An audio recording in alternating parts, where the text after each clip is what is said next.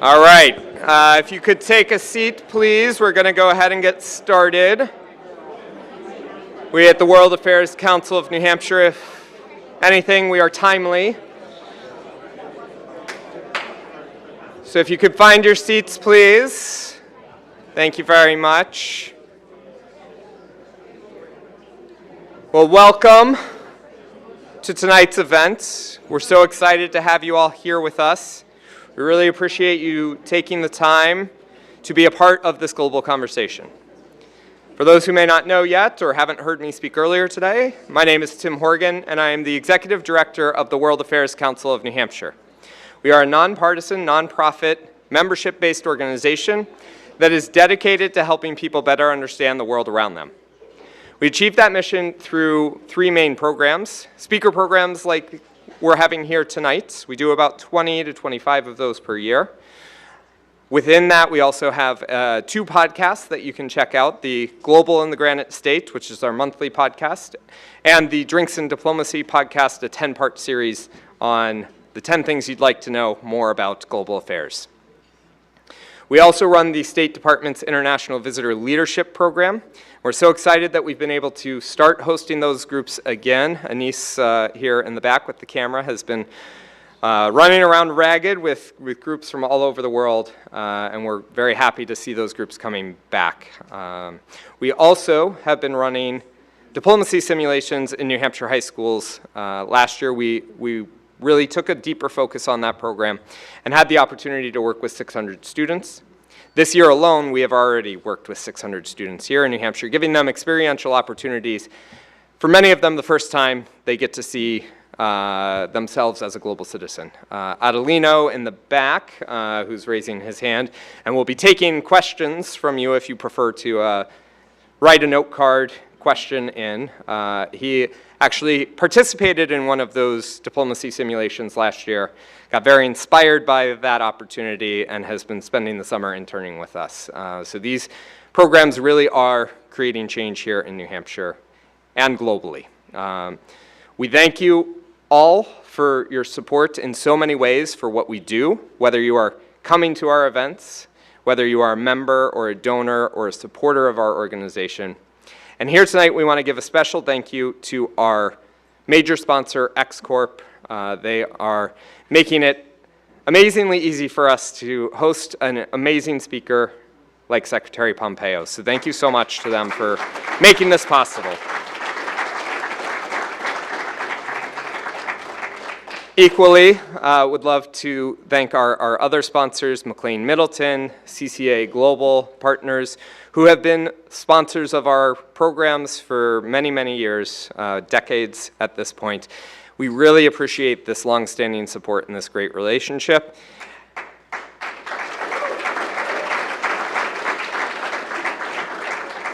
And a special thank you to our friends at Mercury SGS for being our contact to the Secretary and helping him decide that this is a great organization to come and donate his time to. So thank you for everyone who's made this possible. I would also like to mention that we are a nonpartisan organization, and therefore all of our programs are designed to help people better understand what's going on, to hear from key experts, to hear from people with key experiences. However, we do not take policy stances, we do not take political stances, and the views expressed by all of our speakers are theirs and theirs alone. We are so proud of the community we've been able to curate here, where we are able to have challenging but civil conversations. And my parents are here tonight. My two young daughters might be watching online, so please help us to have a wonderful and appropriate conversation. We ask that if you would like to submit a question here tonight, we have our QR code up here. You can scan that code, or you can go to slido.com and enter that number there. Again, Adelino in the back, who's now hiding, can take a question, so you can go find him and write it on a note card, and he will get it to me. I've got my tablet up there to moderate the questions, just so that we can get to as many questions as possible. Without a doubt, there is a lot here to talk about tonight. I know the Secretary has been revising his speech quite often over the past few days, and I've been revising the questions I am planning to ask quite a bit over the past few days. So, with all of that said and out of the way, I would like to bring Chris Reed up from Mercury SGS to introduce the Secretary.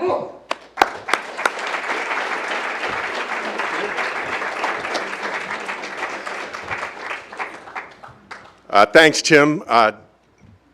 I think that since this is the World Affairs Council, you all know Mike's bio pretty well. So I thought that what I would do is share with you a little bit about what Mike's like behind the scenes, how he engages with the world and engages with people, because I think that will give you a good idea of sort of how he's become the leader that he is. Tim, during the past few months, as we've been getting ready for this program, I've watched your staff and I've watched Jim Richardson and Secretary Pompeo's staff work together and work with St. Anselm's, work with Goffstown, work with our sponsors who Tim mentioned. Caesar Nader, I'm sorry that you're sick and I hope you're watching from home, and all our other sponsors. I think we all want to thank Tim and all of those people today.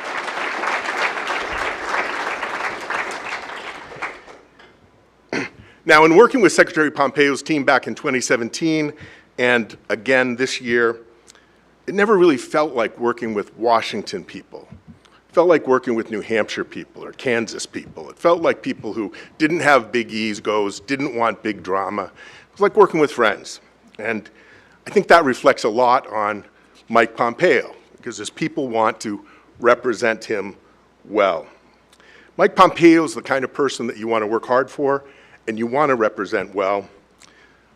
He's also the kind of person you'd love to have as a next-door neighbor, because he's great in downtown and just hanging out. When Tim and the board said, hey, we really want this to be special, and my colleague at Mercury SGS, Jeff Spears, said, hey, let's have Chris invite Mike Pompeo. I was like, you know, I was his Sherpa for 3 months, which means helping him get ready for his CIA confirmation hearings, and I wasn't really very good at it. So don't set your expectations too high. But when I contacted Mike, he immediately said, yeah, sure, Chris, let's figure out a way to make it happen. And that's how Mike is. For Mike, loyalty, unlike some loyalty is a two-way street. You know, he shows, I was not talking about anybody currently in political office now. No, really. He shows his people who work with him he shows his loyalty to the people who work with him in the same way that they show their loyalty to him. They work hard, they give him straight talk, they listen, they are stalwart supporters, and most importantly, they show their loyalty to him through integrity, and he shows his loyalty to them through his integrity. It sometimes seems like Mike has a sixth sense about people and situations. That sense is innate, but it also is informed by years of hard work and study. So here's the quick bio. For one person to be the top of his class at West Point, an editor of the Harvard Law Review and the Harvard Law Journal of Public Policy, an Army officer, a business owner, chairman of the House Intelligence Committee, director of the CIA, and Secretary of State. That person has to be intellectually curious, wildly intelligent, focused, diligent, and in Mike's case, likable and ethical person. So one of the reasons that Mike understands the world so well is because when he reads statistics, he thinks about human beings, and he talks to and listens to human beings. A few years ago, I was in Beirut trying to free from illegal detention Amr Fakouri, whose daughters many of you know and may have met today. I tried, as one does when writing to the Secretary of State, to keep my notes short, succinct, and to the point, and factual, of course. But Mike's someone who reads words and imagines real-life experiences. And I remember one note he wrote back to me. He was the Secretary of State. He literally had the weight of the world on his shoulders. But he didn't just acknowledge or quickly respond to my note. He kind of read behind and between the lines and understood the lived experience that was going on there for Amr's family and for me. And his response was so thoughtful, so human, so supportive, such a reflection of the kind of person that Mike is. You know, leaders formulaically say, thank you for your service, and that's greatly appreciated. But whenever Mike talks to ground operators, war fighters, people who are experiencing things, he always wants to know their story, the anecdotes, how they felt about and were affected by what happened, and how things could have been done better, and whether those people had been taken care of. That's a sign of a good leader. When he was preparing to lead the CIA, we had conversations with a lot of people, but more than most, Mike talked to the on-the-ground operators, and you know, I wish I could share some of the stories they told because they were great, but I can't. But talking to those people helped Mike understand the world, and he always views strategy and policy in the context and in regard to the potential effect that that policy will have on real people. And you can tell that he knows this from his diligence. Yeah, you can tell that he wants to support people, and he knows that he supports them through his diligence, his focus, and his thoughtfulness about the decisions he makes. And he shows sincere gratitude for the sacrifices Americans on the ground make for their country. It's one of the reasons why he liked Bob Dole so much. And you know, after 3 months of meticulous preparation, just as Bob Dole was about to introduce Mike at his confirmation hearing for the CIA, the lights literally went out. And people were like, it's the Russians. But no, it was an accident preparing for the inauguration. And so Mike was unflappable. I was like, 3 years of meticulous planning, and now we're just going to all go into another hearing room and have the hearing. But Bob Dole was a little bit immobile. And so the hearing room emptied out, and I sat there in the dark with Bob Dole, with lit just by the exit signs, some emergency lights, and some iPhones. And we talked about New Hampshire. We talked about our experiences in 1988. We talked about Warren Rudman, you know, people that we knew. And at one point, he just stopped. And he said, you know, Chris, Mike Pompeo is going to do a great job. Mike Pompeo is a good man.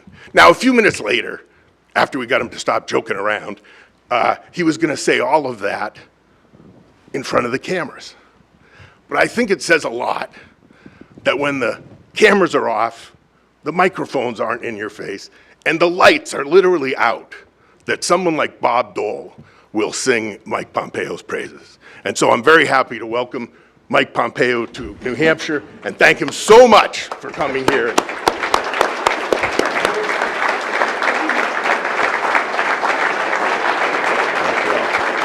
And now I'm going to make sure I don't cover up your speech. Oh, good. Awesome. Chris, thank you. That was lovely. Thank you. Well, good afternoon, everyone. It's great to be with you on this crisp fall day in New Hampshire.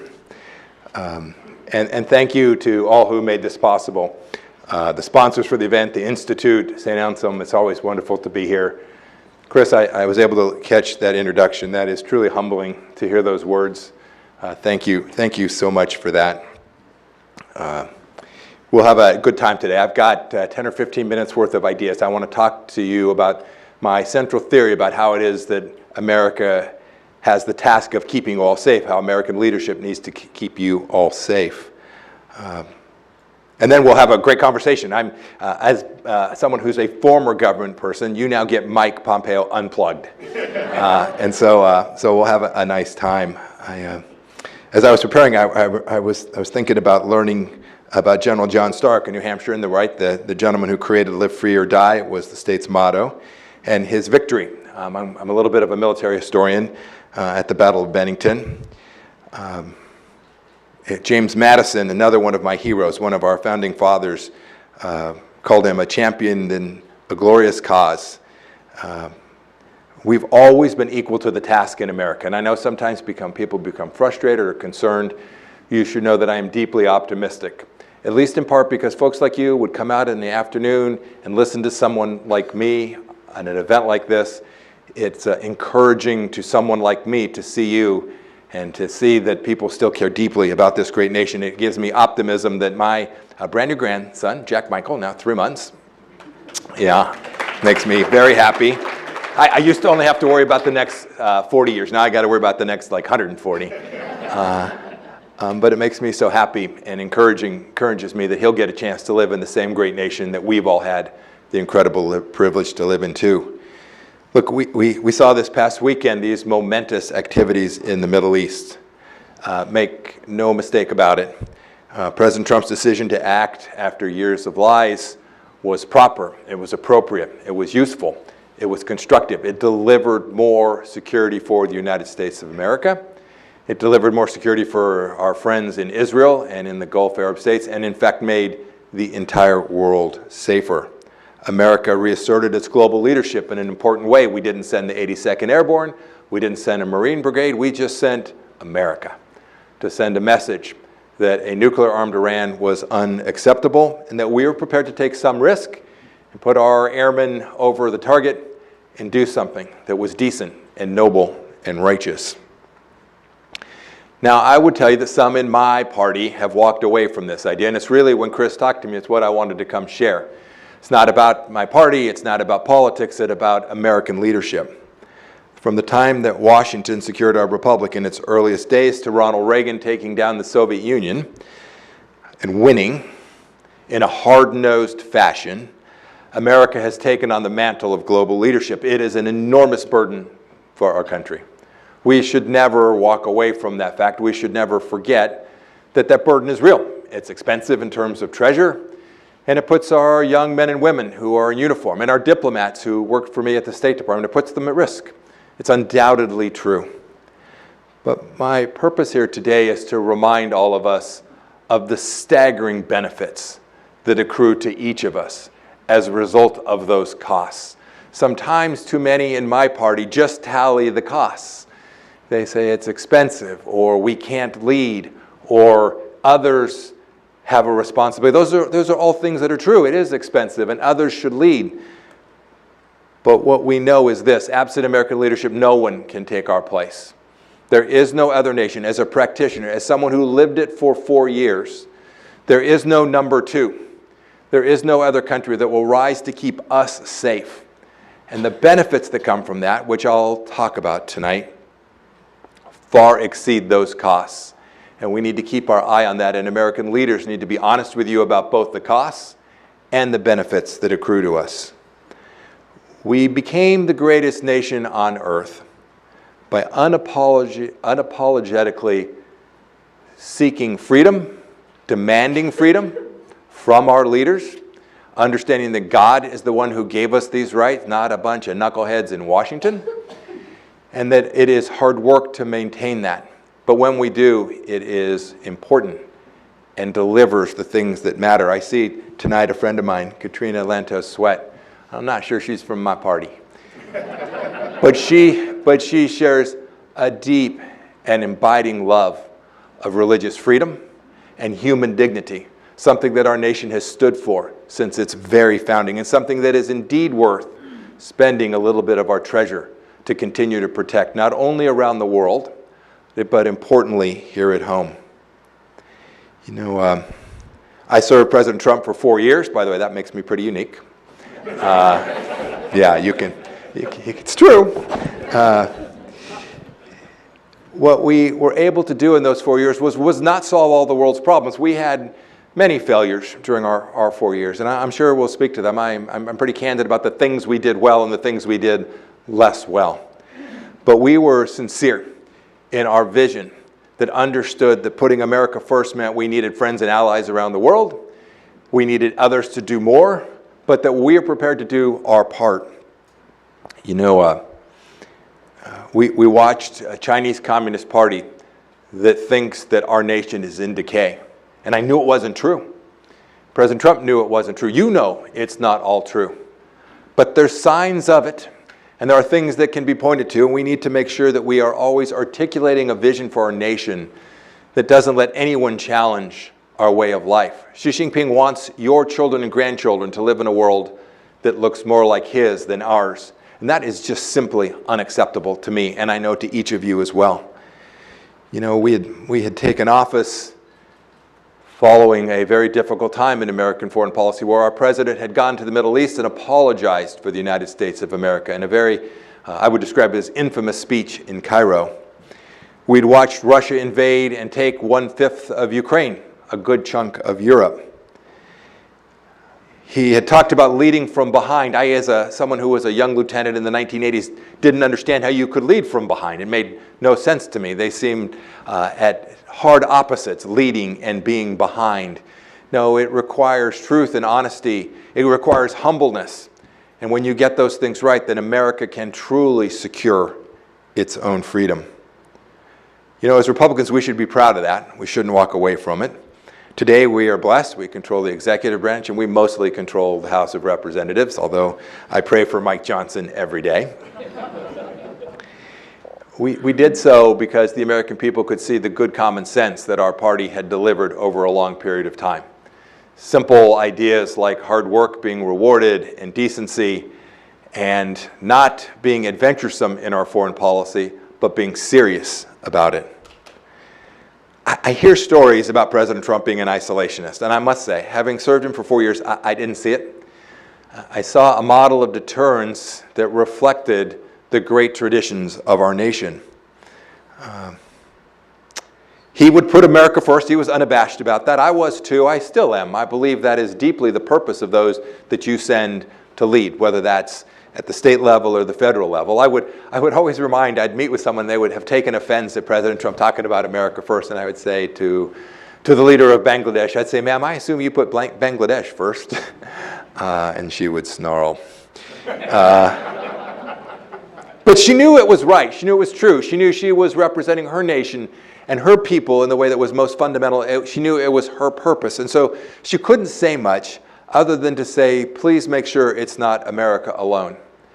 And I think we worked pretty well to make sure that we weren't isolationists, that we did not put America alone, that we counted on our partners and friends, and we would be tough on our adversaries and good to our allies.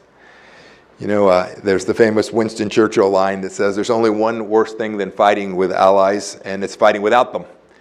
And I saw that that was so true. Strong alliances help us. They don't put us at risk.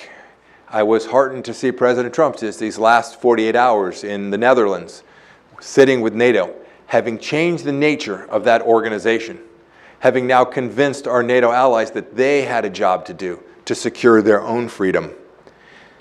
Those alliances matter. They're now committed to spend 5%. I pray they follow up on it, and that this is not a jailhouse conversion with the threats from Vladimir Putin. The people of the Baltic nations are counting on that. The people of Eastern Europe are counting on it. And France and Germany have the responsibility to lead and follow through on this effort. You know, this system, this idea of American leadership brought us through fighting Nazi tyranny.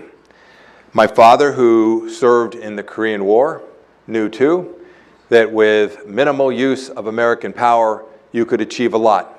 And with excessive use of American deployment, you risk the world turning on us. He understood that deeply.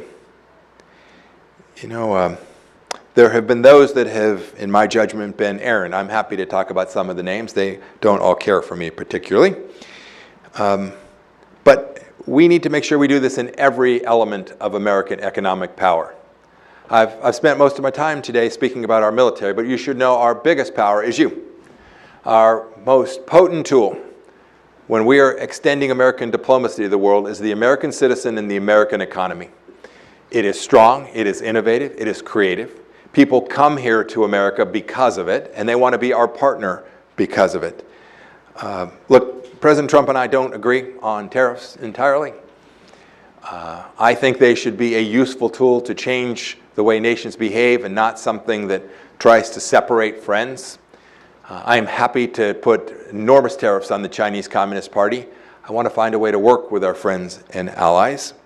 I think Adam Smith mostly had it right, that we'll do things in America that make sense, that we're really good at, and other nations will do the things they're good at. And when we trade together, then our nation will be much stronger and much more capable. That strength, the American strength, I have confidence in it. You know, I think about the folks who want to come here and study.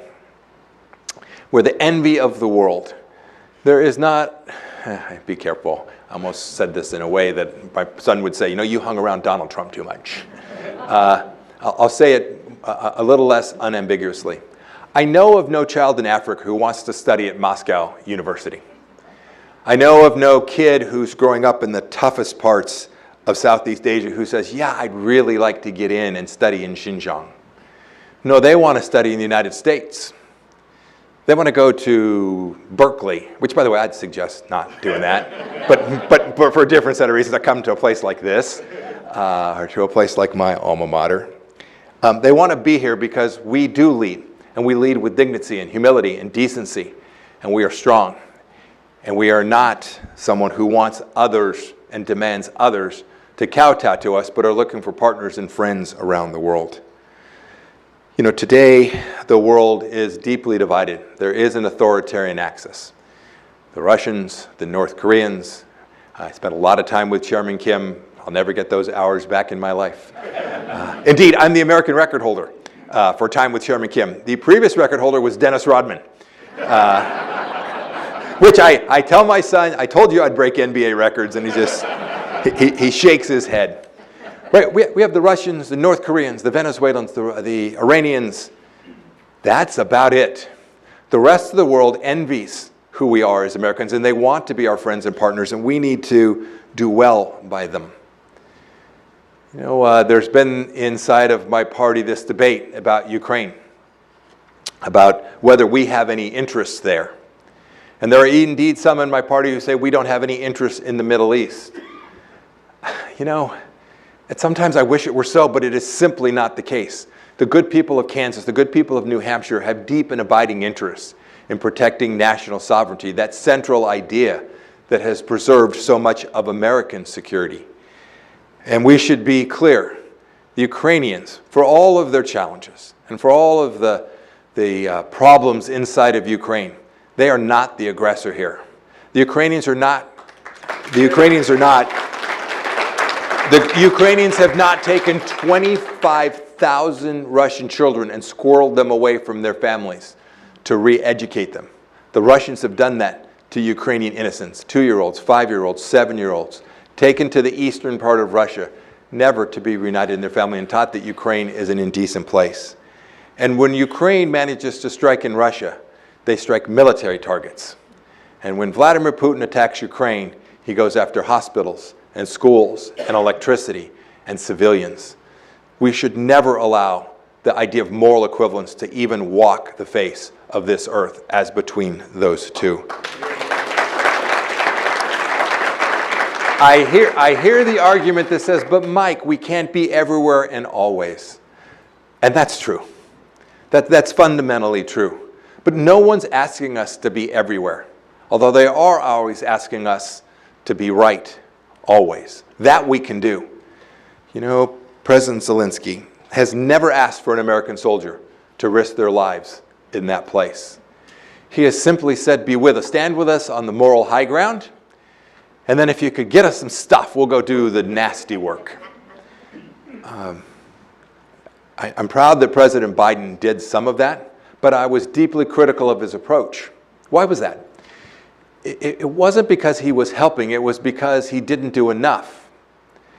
When I say not enough, we should not pat ourselves on the back because we came to Ukraine's aid after Vladimir Putin invaded. We should be deeply humbled by the fact that we lost deterrence.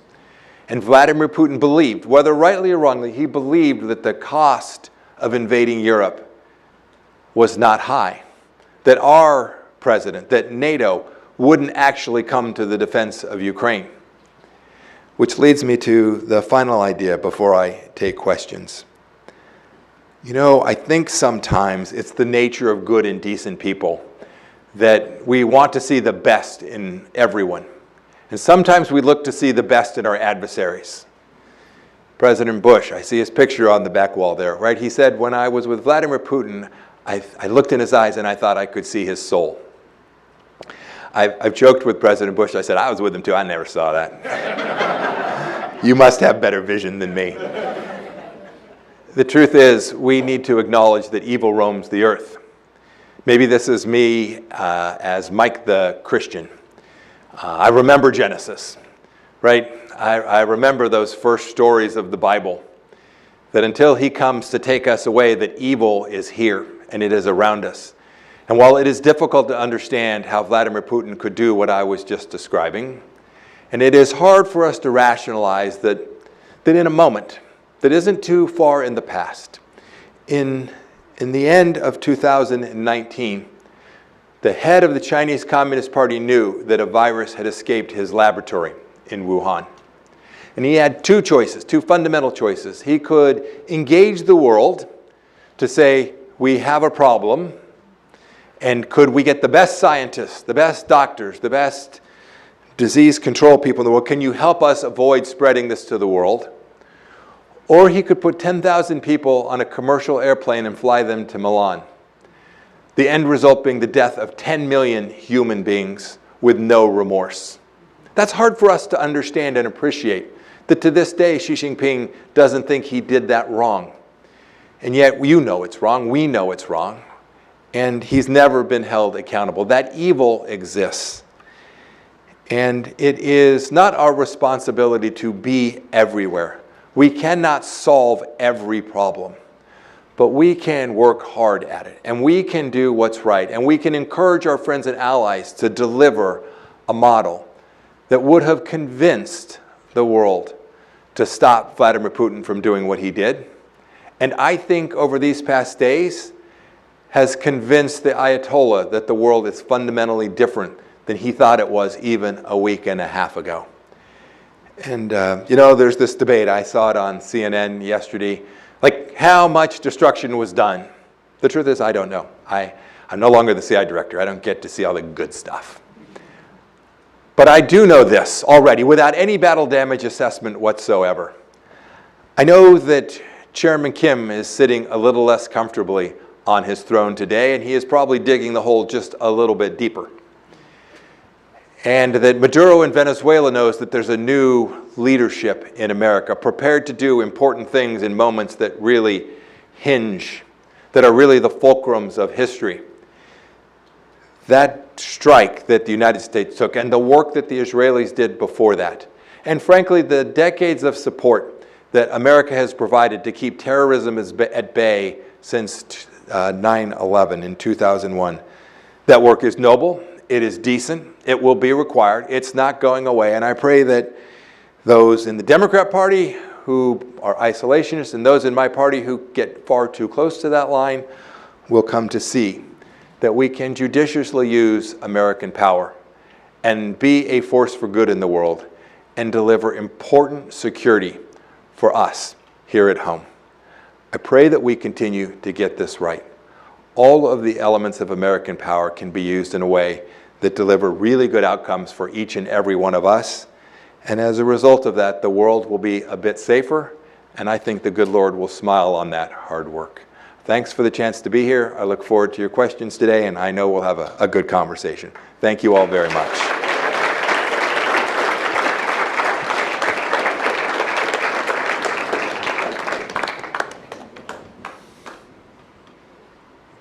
Okay. Well, thank you, Secretary Pompeo, Thank you, Tim. for your remarks. As you mentioned, it's a little warm out there today, and I know Neil in the back there has been very concerned about the AC, so I hope you're all comfortable here, and thank you, Neil, for making sure that we have this great space to chat here. You also mentioned we get Mike Pompeo unplugged, and I know you also mentioned you're not CIA director anymore, but what state secrets are you willing to spill here? I'll give you one. Here you go. Ready? So the most frequently asked question of a former CIA director is, tell me about the UFOs. And here's by the way, my son, when I was nominated, said, Dad, you're going to get to see the UFO files. And I said, yeah. And he says, I know you can't tell me, but like after you've read them, the next time you see me, just kind of nod your head or shake your head. So here's my answer to you in an unclassified setting. We have bigger problems. Great. That's as far as Yeah, I can no, go. that's Yeah, that's exactly. fine. We don't want to get anyone too much in trouble. Thank you for that. I appreciate that. So on a more serious note, we're here to talk about the U.S. role in the world. And one of the things that I wanted to really kind of key in on, because I think this is at the heart of the debate that we're having, is what, if anything, does the United States owe to the world? And conversely, what, if anything, does the world owe to us in our relations? Oh goodness, it's a difficult question when asked that way. I don't like to ask easy ones. So look, when you get the incredible privilege I had to serve, you swear an oath to support and defend the United States of America, right? And only the United States of America. And I never lost sight of that. I don't think anyone who takes on a responsibility like that does. And so in that sense, we don't owe the world anything. But in the grander sense, we are a part of a humanity that is inescapable, that we are a piece of, and we are a sovereign nation, and yet we live in a world that is occupied by human beings that are endowed with these rights, as our founding documents say, by our Creator. And it doesn't just say that Americans get those rights from the Creator. We all do as human beings. And so it's not that we owe them something. It's that we just simply, in my judgment, need to be mindful that we are part of this thing that is bigger. And then as a practitioner, that's the theory behind it, right? That's the political theory behind it. As someone who had the task, like, to try and implement those grand ideas, what you came to realize very quickly is it was inseparable. That if we just simply said, we're just going to do our thing here, that you couldn't. That your probability of success at actually delivering American security was lower if you weren't prepared to sort of engage in the world. And with that comes things that you have to do as well. So that, right, there are these mutual arrangements. NATO is an example of one, right, in which, frankly, the Europeans didn't do their part for an awfully long time, and I hope that they will. But I do want to add, and this is where this debate really gets complicated. So imagine for a second you're in a relationship that benefits you, but it doesn't feel equal. Right? So I didn't want to put numbers to it, but you think you're doing more than your fair share. And the question is, should you cut off your nose to spite your face? That is, should you just stop doing it, even though stopping doing that is a net loss to you? It never made any sense to me. And so you should, and you see this, by the way, see this in our family lives, in our personal lives. I always thought I was a better first baseman than the guy next to me. But you were still trying to build a team that was delivering an outcome, the capacity to win. And so I don't think it's about what you owe. I think it's about the collective activity of creating prosperity for the United States of America and the need to engage in the world to actually accomplish that.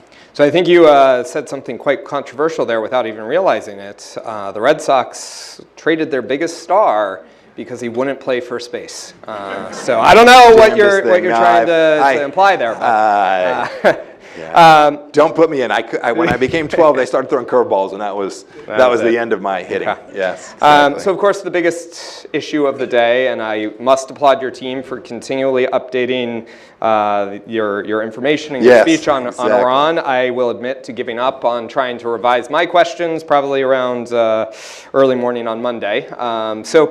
You mentioned a few things about Iran. You mentioned that you don't have the intelligence to say whether or not the program has been destroyed, set back, whatever the case may be, and I appreciate that.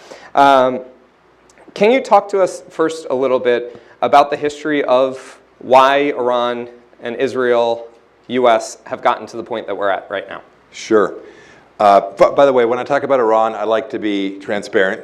You should know I'm hopelessly biased, because the Iranians are still trying to kill me. So please. Hopefully not tonight. Yes, hopefully not today. Yes, exactly. By the way, they have about a bounty on my head is about $1 million. And most days my wife's like, that's a little low.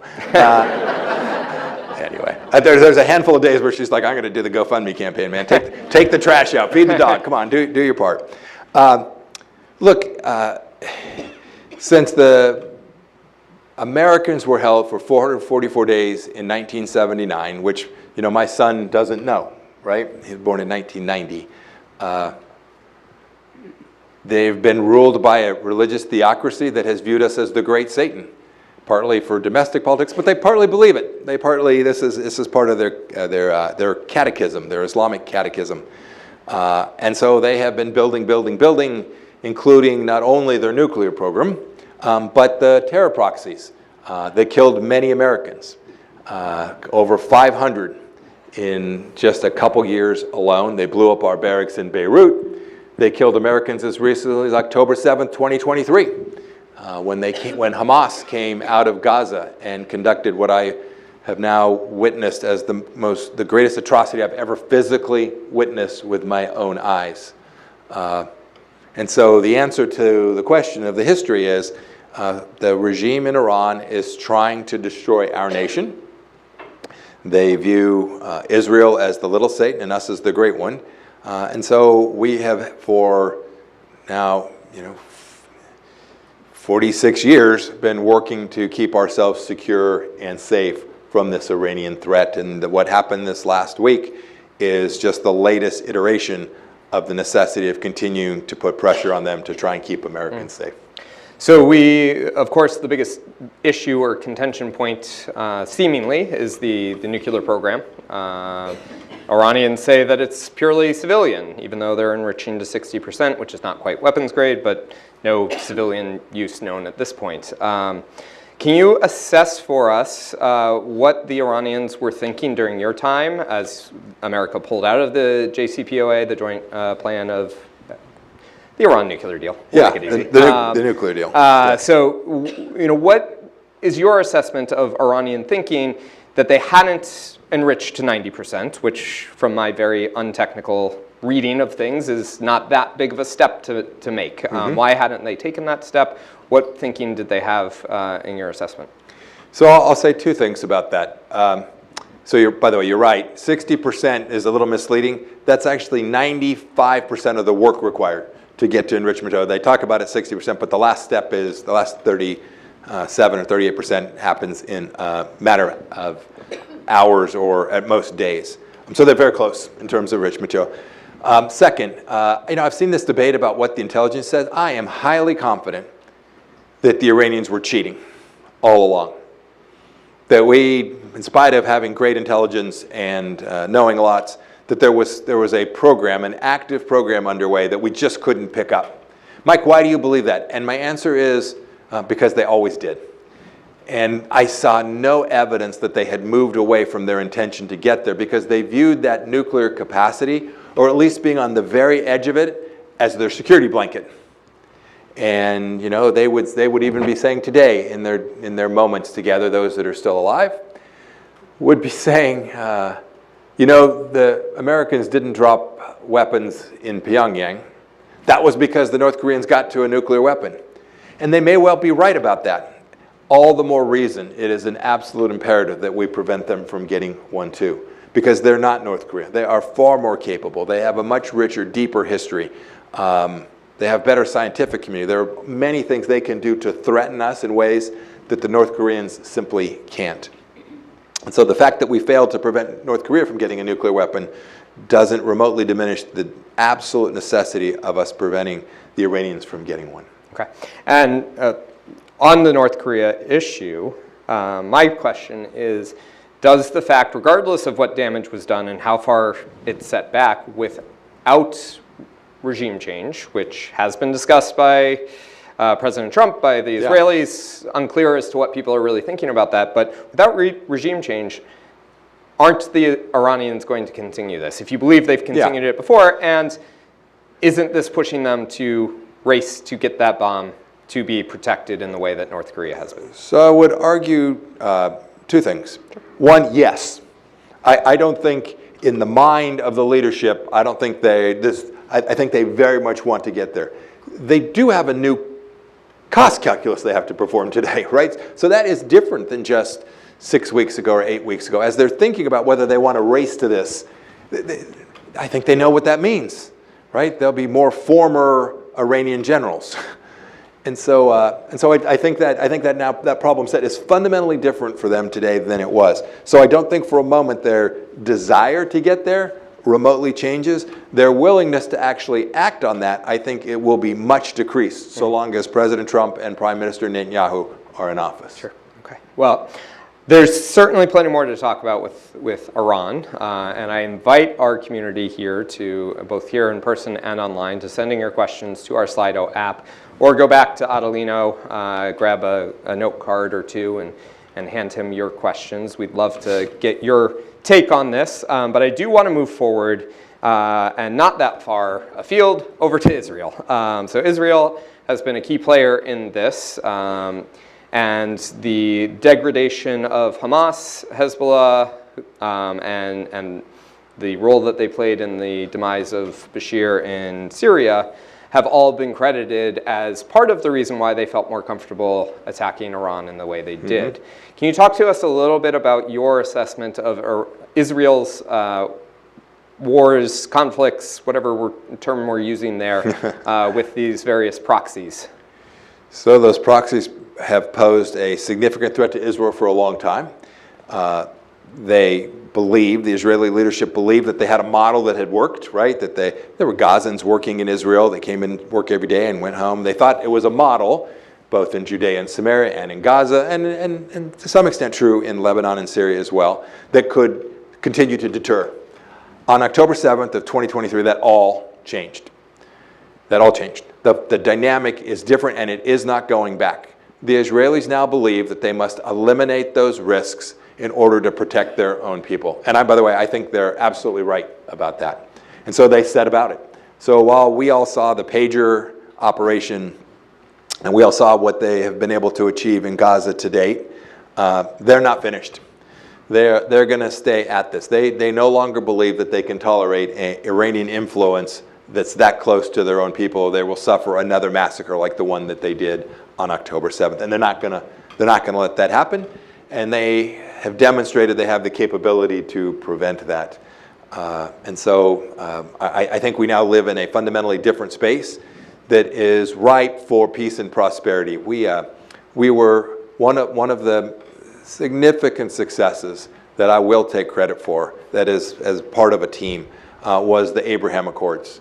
For the first time in decades, we had 4 Muslim nations recognize Israel's right to exist. That doesn't seem like much, right? That a nation should have a right to exist, but man, nobody else could seem to figure out how to encourage that and get it done. And President Trump began that process by acknowledging that the rightful capital of Israel was in Jerusalem. And then we acknowledged that the Golan Heights were properly part of Israel, and we built out a doctrine in Judea and Samaria as well that fundamentally just changed the idea there. And now the Israelis have taken up this hard work of keeping themselves safe. I hope that they continue to be successful in that. Israelis are safer today than they were on October 8th. But again, always more work to do, certainly so long as the regime in Iran continues to try and rebuild those forces that surround Israel as well. Great. Looking at the time and the number of questions that are coming in, I'm going to choose one more of my Israel questions. I have a lot more, but since we have the daughters of Amir Fakhoury, Zoya and Julia, who are here, you worked on their father's case, getting him released from Lebanon, illegal detention. We talked about that last year at one of our events, so thank you for your help there. Yeah. We know there are still hostages in Gaza. What is the best path forward to releasing the final 50 or so that are still being held? Oh goodness, I think the number that are still alive is sadly far less than that. I think the Israelis think that too. I don't know. I don't know the answer. These issues of people illegally detained, hostage issues, are some of the most heartbreaking, difficult, complicated issues that secretaries of state face. You work, you mostly don't succeed. And I know the Israelis are working, and they have mostly not succeeded either. I think now, with Hamas as diminished as it is, there's little reason to think that Hamas could trade anything. And so I think the Israelis now are trying to, by force and guile and cleverness, trying to figure out how to get the remaining living hostages home and the remains of those who have perished home as well. I don't see the prospect of of a negotiated solution to get them back as being particularly probable, especially given the events of these last couple of weeks. I pray that I'm wrong. I pray that the remaining leadership of Hamas will conclude holding them hostage no longer makes sense. But I just think that's very, very unlikely. Yeah. Okay, so unlike U.S. foreign policy over the past 30 years or so, I'm actually going to pivot away from the Middle East and want to talk a little bit about, oh, come on, that was a good joke. It was a good joke. Come on. I agree. In spite of our best efforts, exactly. Tough crowd. Yeah. So Ukraine, you've obviously been very vocal in your support for that country. The president had a few choice words for you and Senator Graham pretty recently. I missed that.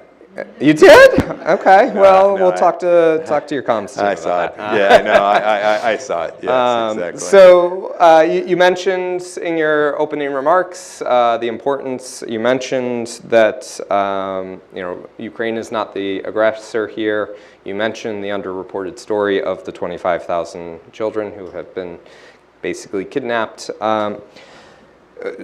President Trump was asked today at the NATO summit whether or not the U.S. will continue to support financially Ukraine. His response was, we'll see. What is your response to all of that? Goodness.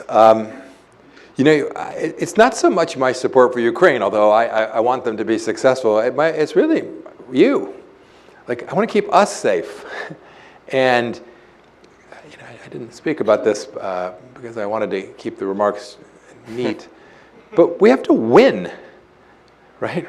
We sometimes think that as long as we don't lose, we're okay. But the West needs to be prepared to actually win, and Ukraine needs to win. Europe needs to win. And by the way, by that I know I'd be called a neocon warmonger or worse or whatever. I don't think of myself that way, right? For 4 years we had no wars. While I was a Secretary of State and CI director. But it wasn't because we were peaceniks and isolationists, it's because we were brutal in our understanding of the things that mattered to America. And I think a secure and sovereign Europe matters to us, to every one of you. I would go back home to Kansas and I would tell my constituents, this is why it matters. And this is, I think, the responsibility of American leaders, is to explain. It's hard because most people rightfully don't spend much time thinking about Ukraine.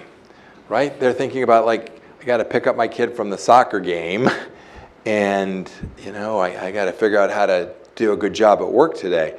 But American leaders have the responsibility to explain why this matters to them.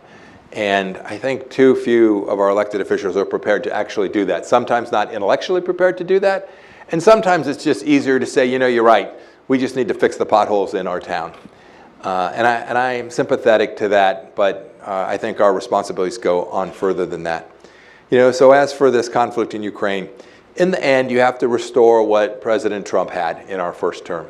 We had deterred Vladimir Putin from invading Europe.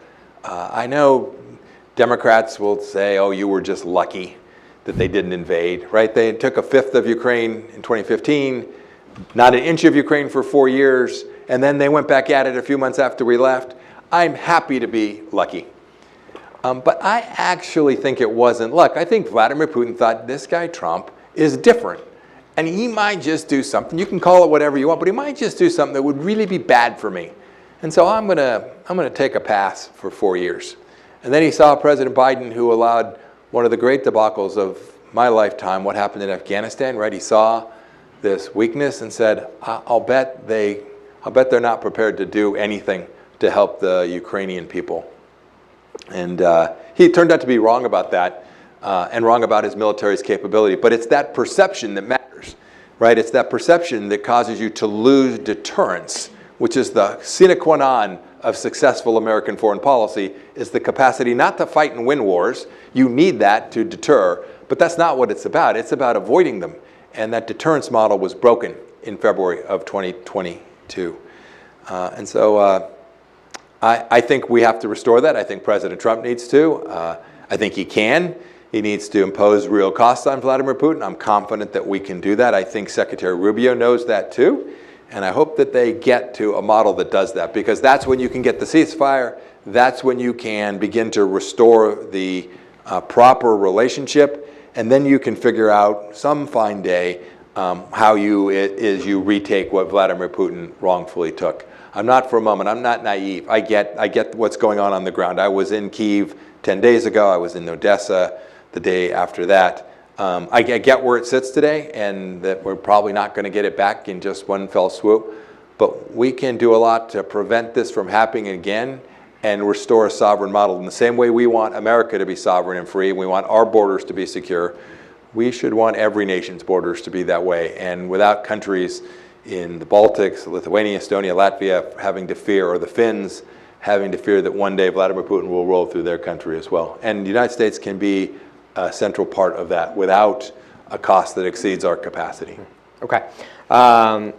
We've got a lot of great questions coming in. Please keep them coming. I'm going to do 2 more out of the 100 more that I have for you. So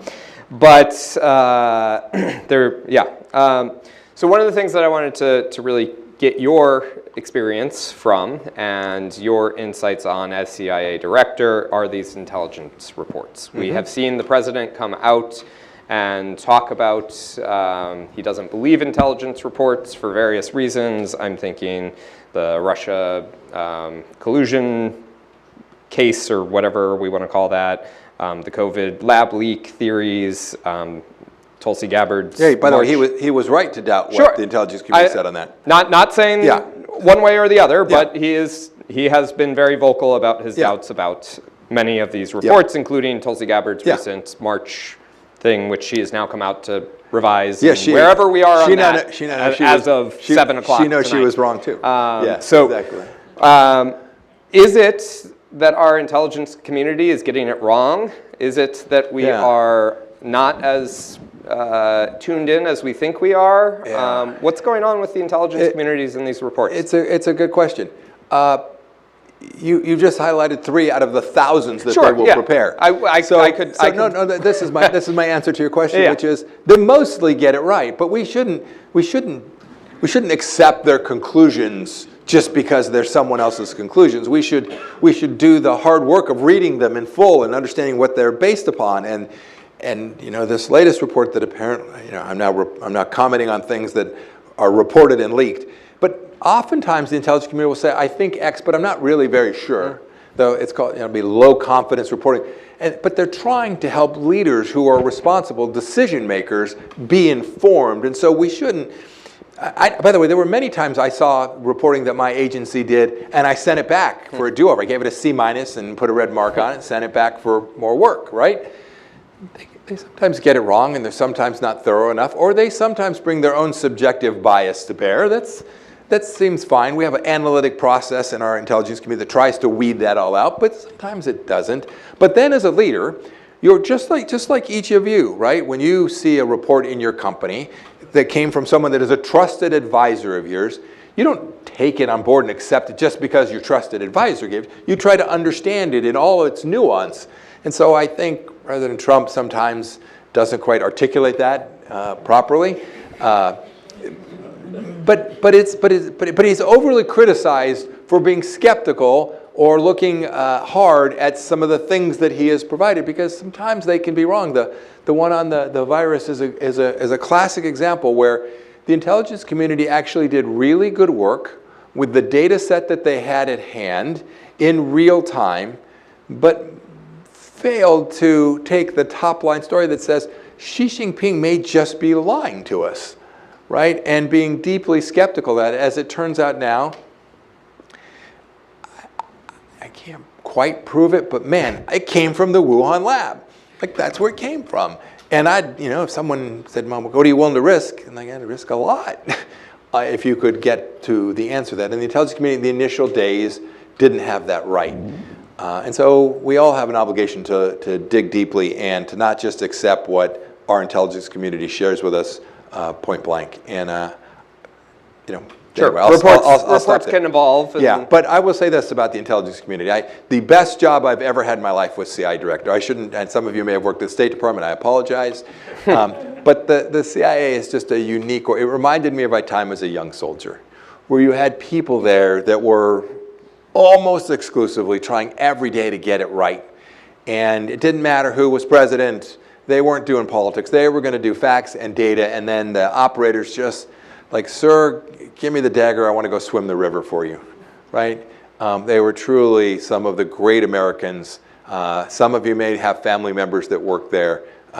Please, if they do, thank them from me for all that they have done to keep us all as safe as we have been these last years. They do remarkable work. It's not that they get it right every day, but man, we are far better off with that capable workforce than we would be if we undermined it or diminished it in any way. Great. So my final question before we bring in audience questions, and again, love these questions coming in, especially in the wake of the lead up to and the wake of the recent attack on the Iranian nuclear facilities, there seems to be a split in the America First foreign policy world. You alluded to this a little bit in your speech. So can you talk to us about, in your belief, as a believer of America First, what does that really mean when it comes to foreign policy? Yeah, President Trump says, it's my words, it means exactly what I say it means. So fair enough. I always understood it to mean that that was your focus. When you got up every day and it was tough and you were in your darker moments, you would put your helmet on and go to work and fight for America in every respect and for nothing else. And when you're the Secretary of State, that burden is enormous, right? I was pretty blessed. I lived on Fort Myer when I was a Secretary of State. Some of you would know Fort Myer. Because of the threats on my life, the security folks wanted me inside a military facility, so I went and lived in military housing on Fort Myer. When I walked out my back door, it was lovely. Down these steps, it was a townhouse. We shared a wall with a three-star general. I would walk down the back steps, and in front of me was Arlington Cemetery. And it was awesome, because every morning I'd get up at 5:30 or 6 and go out that back door, and I would remind myself of why I was doing what it was I was doing. Right? If we get diplomacy right, our young men and women don't have to go risk their lives to do the necessary to keep us all safe. And when I think about America First, that's what I think of. I think about those young men and women who are interred at that very special place, who just said, take me, and the good Lord did. And they did it for all of us, for each of us. And when I think about how you shape policies around that, it is a strong, powerful, decent America that is best suited to keeping fewer folks from going to that special place any sooner than the good Lord wants them to go there. Great. Well, thank you. So this question comes in anonymously, but I think I can guess who it comes from. I'm going to answer it anonymously, yeah, too. All right, fair enough. So the question is, how does merging USAID into State Department, or what's left of USAID, affect U.S. efforts to counter China or Chinese influence in Africa, and what are the national security implications of that? Yeah. So I'm untroubled by the merger. There's been a long debate about whether foreign assistance should be part of the State Department or not. As the former Secretary of State, I probably think it should be, so I actually think that net is a good decision. The real question I think that's buried there is, does foreign assistance matter? And I would answer it this way. I think that much of American foreign assistance had wandered off the reservation. And I didn't do enough to solve that either during my time. Happy to take some of the blame for that. I think over the course of 30 or 40 years, we were spending your taxpayer dollars on things that weren't good value. And we should never do that, because there's too many important things to go spend it on. And I think USAID was guilty of that, perhaps more than many other US government institutions, although most all of them have this problem somewhere inside of them. So I hope that the Secretary Rubio will go get that right. But there are places where that tool, the capacity to provide assistance, can save American lives, that can deliver, can build a friend, can build an ally. The Chinese Communist Party is using a very similar set of tools. I don't want to compete with them on that. They'll go do their thing in their own way. But we should not be reticent about when there is a flood or a hurricane or a typhoon, about showing up with stuff with an American flag on and saying, in your darkest time, in your most difficult moment, the United States is with you. Not just with guns and not just with bullets, but with the stuff of life. And we should lean into that really, really hard, because it will redound to our benefit in the moment, helping whatever country or whatever peoples are troubled. But the whole world will see America doing that, and they will say we are good and decent and noble, and they will want to be on our side, Team America's side, when it's really crunch time. So there's my short answer to that question. Yeah. And just to follow up to that, we've seen a massive reduction to the funding for USAID, sort of the chainsaw approach rather than the scalpel. What are your thoughts on the way in which, and it gets to the broader work of DOGE and whatnot throughout the entire government, what is your view of the approach that the government took to ending these programs in many cases? Yeah, I don't know yet, because I don't know how it'll shake out precisely. But I'll certainly share my experience. So the State Department had about 25,000 Foreign Service officers when I showed up. When Secretary Clinton took over as Secretary of State, there were about 13,000. So almost double. There aren't twice as many problems in the world today as there were when she was Secretary of State. And so sign me up for the fact that these agencies had all become bloated and had lost their mission focus. And so I am deeply untroubled by trying to go draw those things back down to a much more effective organization. And I'll give you one other thought that we should all just face. So today, your government is spending money that you don't have, and that my grandson Jack Michael doesn't have a prayer of having. The fact that now we are unable to get back to our pre-pandemic spending levels, that is, we ratcheted up spending during the pandemic, and now that the pandemic is over, we haven't been able to get back to that, and everybody says, oh my gosh, the world will end if we go back to a federal government that was the size of the federal government in 2020, seems ludicrous to me, and in fact, dangerous to me. If we can't figure out how to get our fiscal house in order, if we can't figure out how not to spend $2 trillion a year more than we're taking in, when we are now taking from you more money than we have ever taken, seems really dangerous to me. And so I wish President Trump was actually more focused on that than he is. But this is a bipartisan, this is not a Republican problem or a Democrat problem. This is an American problem. And we all need to think hard about what are we willing to give up so that we can figure out how to get this right. And here I sit in this place that has this first in the nation primary, where candidates ought to come talk to you serious about this, and you should ask them really hard questions. Like, sir, what are you going to get rid of? Because my grandchild's going to be broke. And then recognize they may tell you they're going to get something that matters to you. We all need to be adults about that and be serious about thinking about how we're going to grow the economy, how we're going to get our federal government back to a scale, and this gets to the USAID question, to a scale that we can do what it is I spoke about. We can continue to lead in the world. If we're going to spend more on interest on debt in a year than we do on security, that's this year, we're in a pretty tough place. Sure. Okay.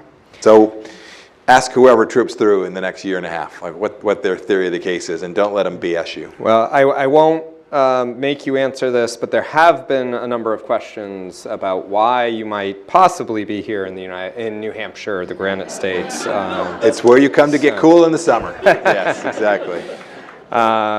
So another great question here is, what is your assessment of Trump's actions towards Iran, and how will it influence policy or impact our issues with Ukraine, Russia, and China, Taiwan? I tried to talk about this a little bit. His decision, collectively, his work and how he has shaped the Middle East, both in his first term and second term, do provide connectivity to these other problem sets because they're not separate. This axis that I spoke of, the North Koreans, the Russians, the Iranians, the Chinese Communist Party, and the Venezuelans, they do work with each other, right? By the way, think about this. If you're the Iranian leadership, the Xi Jinping came there and Vladimir Putin came there and said, "We're with you." And in the moment, where were they? They were just busy. No help whatsoever. So you should think about being partners with the Chinese Communist Party and Russia. They will. No one in the time of need turns to the People's Liberation Army of China. And so I do think what President Trump did will shape some of the outcomes in those places. I think the Taiwanese feel more confident today in the United States as a result of President Trump's decision this past weekend. And I think that's all to the good. It keeps the bad guys on their back foot more than they were just even a few weeks ago. Okay, so we're coming close to time for wrapping up, but don't worry, I won't put you through a lightning round because these are big issues. So I'm going to try and condense a couple of the questions we're seeing. So there's a lot of question about your view of whether a Palestinian state needs to be made, how the Abraham Accord sidelining the Palestinian issue may have affected what we're seeing today. How can we move this issue forward to bring a resolution? So here I'm just deeply practical. I hear people say that we should have a Palestinian state, and indeed some European countries have said they're going to recognize Palestine.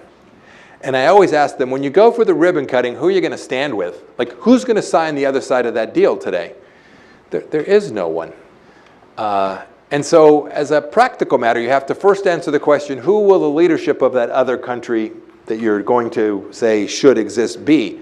Today, the leader in Judea and Samaria is a fellow named Abu Mazen. He's a terrorist, and we know what exists in Gaza. It is today impossible to imagine the recognition of a Palestinian state. Well, what do I think it should look like, Mike? Don't you care about these people? I care deeply about those people. Indeed, we had a proposal that no one seems to remember, put forward by Mr. Kushner, which would have made life deeply better for everybody in Gaza and in Judea and Samaria. And they rejected it out of hand, just like Yasser Arafat ultimately rejected a deal that would have been really good for his people. So what has to happen to get to a better place for them is leaders in their country, need to rise up and demand better treatment. In the same way I pray that the Iranian people will rise up and demand better for themselves. We've now given them the space to do so.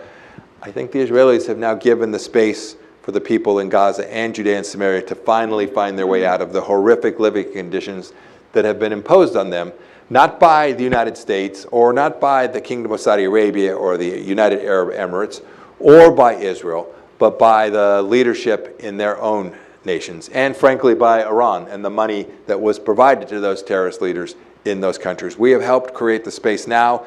Those people have to figure it out. And when they do, I suppose it is possible that one day they will lay down their weapons. They will lay down their desire to eliminate the existence of the Jewish people's rightful homeland in Israel, and that those peoples can all live in peace.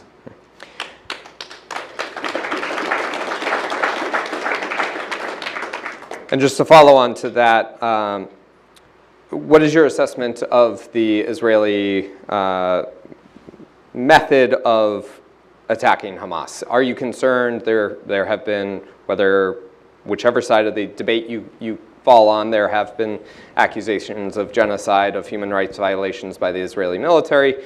Where do you fall on that as we try to bring this long-standing conflict to a close, hopefully? Yeah. My observation is very personal. I work closely with Mossad, the Israeli intelligence agency, and he's one of my best friends from my time in service is the former head of Mossad, a fellow named Yossi Cohen.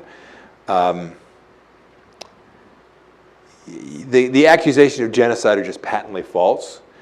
Is it entirely plausible that some Israeli soldier did something that violates the laws of war? I'm certain that that's true too. As someone who knows when you have large troops operating, people make mistakes, and then there's a handful of people that do bad things. I'm sure, and I am equally confident that when identified, the Israelis will prosecute that guy or that gal to the fullest extent of Israeli military conduct law. We should never forget that the challenges that were being faced by the Israelis when the Hamas warriors were hiding in the tunnels and putting civilians on top of their missile systems. The problems for the Israelis to accomplish that in a way that didn't have an impact on civilian lives was incredibly difficult. And I'm very confident that they endeavored to do it, but that collateral damage is not the responsibility of the Israeli leadership or that of the United States, but rather of the folks who now are sitting in the deepest, darkest caves of Iran, who built that terror organization inside of Gaza that created so much harm for the people that are living in that place. Okay. So there are, of course, another number of questions on Russia, Ukraine. And here's one that would be interesting to get your take on. As Russia moved troops to the border with Ukraine, this was under President Trump's administration. Why didn't the administration say anything rather than praise Putin? Why not be the deterrent? Oh, goodness, I think we were the deterrent. I don't know what else to say. President Trump says this wouldn't have happened if he were still there. I don't answer it that way. It's counterfactual. I can't prove that. But here's what I can prove to everyone in this room. It didn't happen while we were there. That's factually inescapable. And so I do think, I think President Trump deterred Vladimir Putin. And so, look, sometimes President Trump uses language, right? He talked about love letters from Chairman Kim. Okay, not my style. But it didn't mean he liked Chairman Kim. It didn't. When he said, "Yeah, Vladimir Putin," it didn't mean he likes Vladimir Putin. That's what Senator Schiff would tell you, or that right when the president was impeached for being a Russian asset. That was just fundamentally not my observation. It just wasn't true. He was as the leader. I was able to be the bad cop, and he was able to be the good cop. And there's nothing wrong about trying to create that relationship with a counterparty with whom you're going to, in the end, have to come to some détente, some accommodation to try and say, I can't be shouting from the rooftop that this guy is evil and a war criminal every day and always, or the chance that he or she will engage with me is zero. And so, I probably would have done it a little bit differently than President Trump did. But I also understand, I think, what it was he was trying to do when he said, Chairman Kim is negotiating in good faith. I think he knew differently, but he was using that public space to try and create an opportunity for me, as America's most senior diplomat, to have a snowball's chance in heck to actually accomplish the objective. Okay. Well, I would love to one day see those love letters, and hopefully when the presidential library opens up, we'll get a chance to read some of those. So they're absolutely charming. Okay. Exactly. We'll take your intelligence report for face value. Exactly. So I'll do two more before we wrap here. And again, sort of pulling together a bunch of questions here. There's a lot of interest in AI and the future. So what is the role of AI in diplomacy, in warfare, and should we be centering ourselves as a leader of AI? Oh, goodness. Yes, we have to outcompete the Chinese Communist Party in all of the technologies of the next 100 years. AI would be amongst them. Quantum computing, a piece of that, the capacity to actually process data in a way that is fundamentally different than we do today would be another. But there are many. And I'm very confident that we will.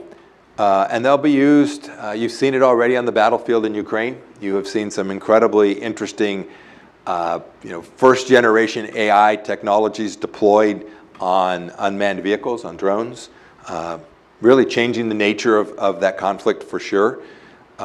But the most important piece of that, and I'm going to drone on too long here for a second.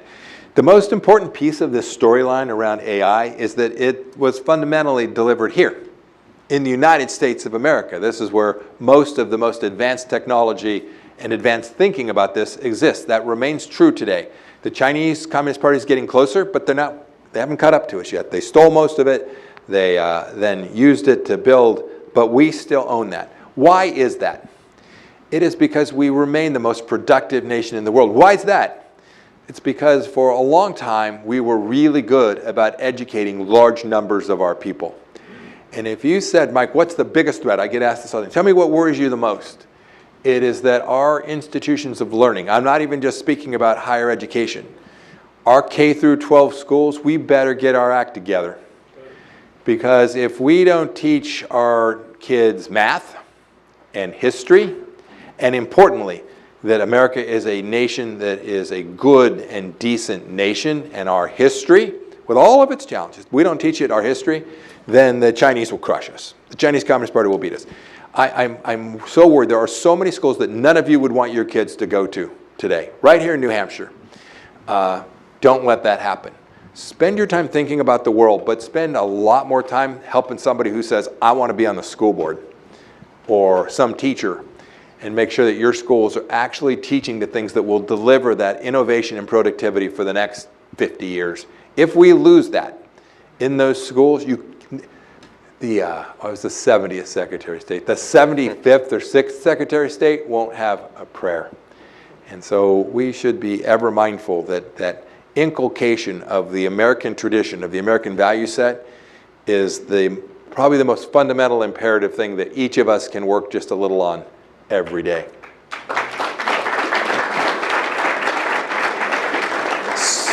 So before I get to my last question, two absolutely shameless plugs. The first AI conference was held in 1956, I think it was, at Dartmouth College right here in New Hampshire. That's amazing. And if people want to learn more about AI in the military, check out our amazing series from earlier this year that dealt with AI and those topics. You can find it on our website.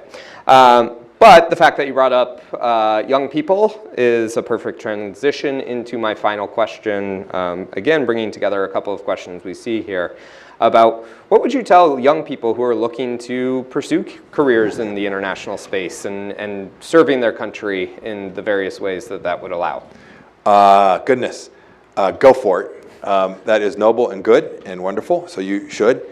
I also think it's important that people have experiences in the private sector, like with real jobs where you got to make money and turn a profit and run a business that is successful. I think when folks go and spend their whole lives in government service, sometimes they forget that the thing that powers and drives American success is mostly the private sector. But if you are intent on it and you want to go do it, I'd say three things. And if my son was here, he would roll his eyes right now, because I will tell them the same thing I told him for his growing up, which is the central feature of success is hard work. And while I have seen successful, lazy people, I haven't seen very many.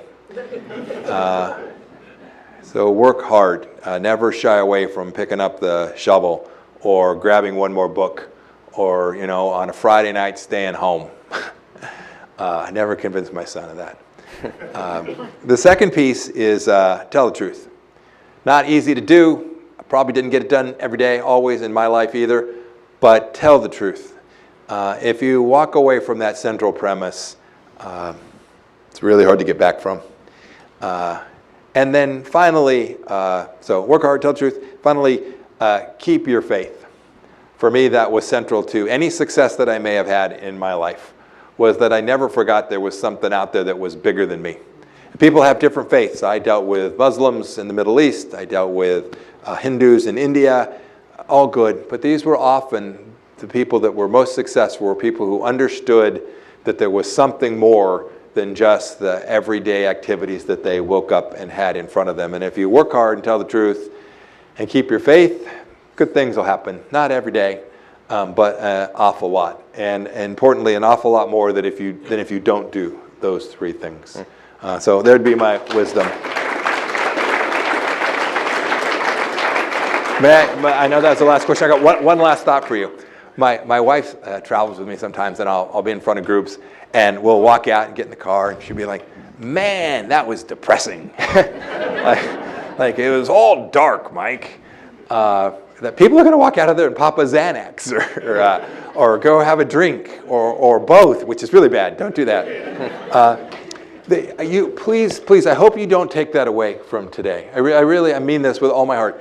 I am long America. I deeply believe in the United States. I am confident that little Jack Michael is going to get a good run. But you should also know why I believe that, because it's not enough to just assert it. You should know, I believe it not because you're going to elect really good presidents. We'll do that sometimes, and sometimes we won't. And by the way, sometimes we'll disagree about which one we have at any given moment. That's fine. And it's not because we'll elect, I was a congressman. Sometimes we'll elect good ones. Sometimes, didn't get it right. I actually believe in it because of you and what you can do every day. So my best narrative, my best picture of that is a guy named Kenny White. Kenny White runs the American Legion Post 4 in Kansas, in south central Kansas. And Kenny White served our country in uniform. But what Kenny White does now is he runs the American Legion. And so I get the Post emails, the Legion's emails, and it'll say, "I'm opening the Legion Hall Saturday night at 4 o'clock. There's going to be pizza and beer. It'll be $9 a person. And everybody comes around and is in community together." Kenny has Kenny gets nothing out of this other than he gets to see his friends and he knows he's doing a good service for people.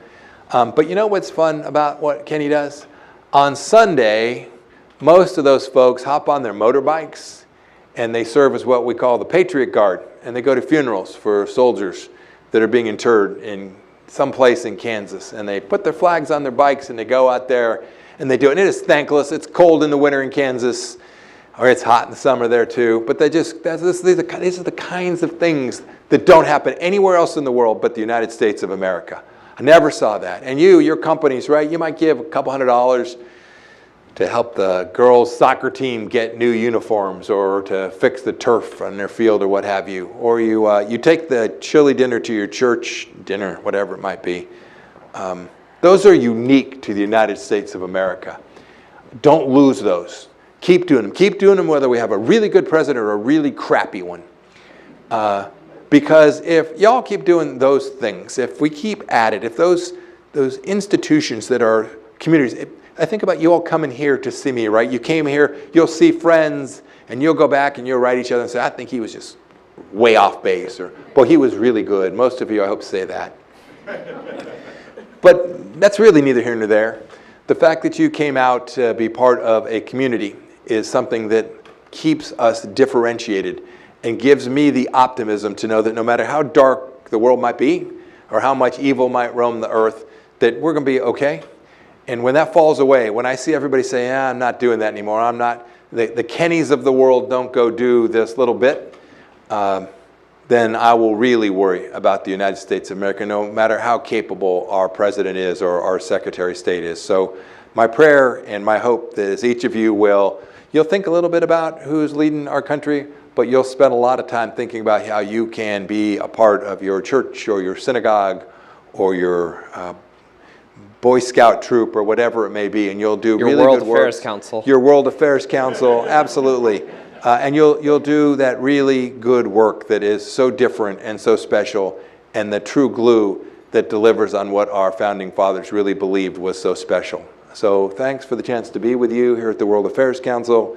Good luck to you all. God bless you, and stay at it. I believe in this country in the same way you do, and thanks for encouraging me by your presence here tonight. It's a blessing. Thank you all. Thank you. Thank you. So much. Thank you very much. Yeah. Thank you all. All right.